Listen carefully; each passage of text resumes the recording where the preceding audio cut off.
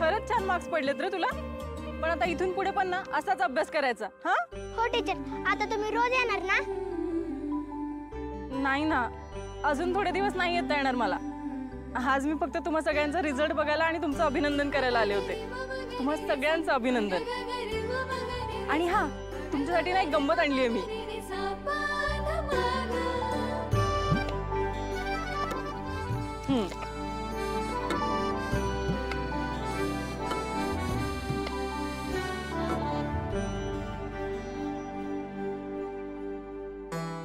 नमस्कार तेजश्री मॅडम।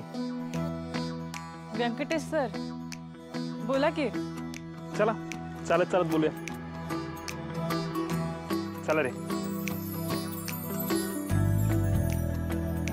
बोला की। सरक। नाही सरणार। आधी मी विचारते त्या प्रश्नांची उत्तरं द्या। कोण होती ती बाई? खरंच तुमच्या लग्नाची बायको आहात? अहो, तुम्हाला मूल होणार आहे असं म्हणाली ती। म्हणजे तुम्ही मला फसवलं। हे एवढं सगळं माझ्यापासून लपवून ठेवलं तुम्ही? ऐक सर, बाजूला मला जाऊ। नाही सरणार म्हणाले ना।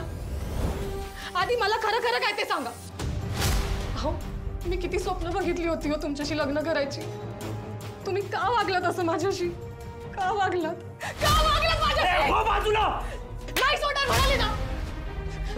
का खेळलास माझ्या आयुष्याशी? का? अरे नीच माणसा, तुला मी एवढा जीव लावला आणि तू मलाच येड्यात काढलास। एवढं खोटं बोललास तू माझ्याशी। मी असं नाही सोडणार आहे तुला। अरे दत्तू, तुझा व्यायाम आहे ना 5वीला पुजलाय बघ। हो ना ना। हो, तब्येत कशी एकदम अशी तंदुरुस्त असली पाहिजे। काय मम्मी? मग माझं पोरग उगाच नाही राजबिंडा दिसत। खाते पित्या घरचं आहे ते सगळं खरे, पण कुटुंबाकडे लक्ष देणं गरजेचं आहे का नाही? नाहीतर आहे ना, तुझ्या कटकटीने ना त्याचं लग्न झालंय म्हणून एक दिवस विसरून जाईल तो। ओ, कधी मी कटकट केली तुमच्या माग? उगाच तोंडाला येईल ती बोलू नका उगाच। दत्तू, धनु, मला काय असं वाटतंय, तुम्ही दोघांनी बाहेर कुठं फिरायला म्हणजे ते हनीमूनला जावं असं मला वाटतंय।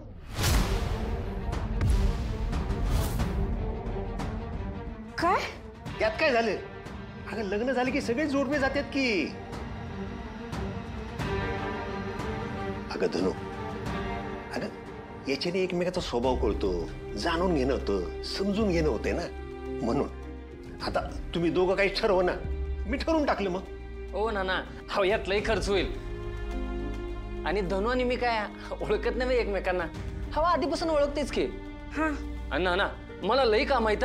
मरणाची काम आहेत, मला नाही जमणार। ए, तुझी रावली सगळी कामं कळालं का? तू आणि काम कधी कधी जमलंय का? मी करतो काय बरोबर करायची ती काम। हे तिकीट घे आणि उद्याच्या उद्या जायची तयारी करायची। बॅगा भरायला घ्या। धनु, बॅग भरायला घ्या। अहो नाना, पण कशाला? पण बिन काय नाही धनु, मी आता तुझं काय ऐकून घेणार नाही।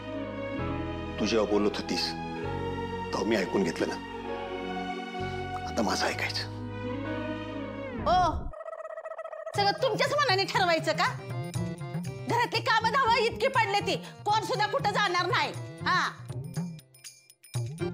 ए, तिकीट जर ठेवलंस ना तर तू आहे आणि मी आहे। हे तर मी कोणाचं मत विचारत नाही, जे सांगितलंय ते करायचे। धनु, जाऊ आवरायला घ्या। नाही मला काय म्हणायचंय, म्हणजे आता जमाना कसा आहे बघितलं ना। पोरासोरांना एकटं दुखतं कुठं पाठवायचं? असं करूया, आपण सगळी जाऊया की। मग काय आता अख्ख्या गावाला पाठवते का यांच्या बरोबर? गावाला कशाला? आपण जाऊ शकतोय की, आहे का नाही जिम? हा हा हा, बरोबर आहे बरोबर आहे। ना ना, एक तर आपण सगळीच जाऊया। आणि तसं मग गावाच्या बाहेर तुमचं कुठं पाय निघतो? जायचं तर समध्याने जायचं काय? हो नाना। सुनबाई, अहो रडायला काय झालं? आणि या अशा अवस्थेत तुम्ही कुठे गेला होतात? सुनबाई तुम्ही काही सांगणार नाही तर आम्हाला कसं कळणार आहे? एक तर अशा नाजूक अवस्थेत तुम्ही रडणं चांगलं नाही हो. रडणं थांबवा. तेजू, अगं काय अवस्था झाली आहे तुझी? मला कितीदा सांगितलं होतं हिला या अवस्थेत बाहेर कुठं पाठवू नका म्हणून. हा सुनबाई काय झालं? गावात कोणी छेड काढली का? हा कोण काय बोललं का? लवकर सांगा. तुम्ही फक्त सांगा. डॅडी, आता मी या घरात नाही राहणार आहे. काय? अहो इथं राहणार नाही मग कुठं राहणार? कुठेही जाईन, पण खोटारडेपणा करणाऱ्या आणि माझ्या विश्वासासोबत खेळणाऱ्या माणसासोबत मी नाही राहू शकत आता. चिरंजीव काय ऐकतोय आम्ही? सुनबाई या घरात राहायचं नाही म्हणतायत. डॅडी एक मिनिट. तेजूवर चल, आपण शांतपणे बोलू ना. तेजू असं काय कर? फार झालं. काय झालंय आम्हाला कोणी काय सांगाल का? डॅडी एवढा मोठा विषय नाहीये, मी सांगतो ना तुम्हाला नंतर. खरंच मोठं काही नाही झालं. हा,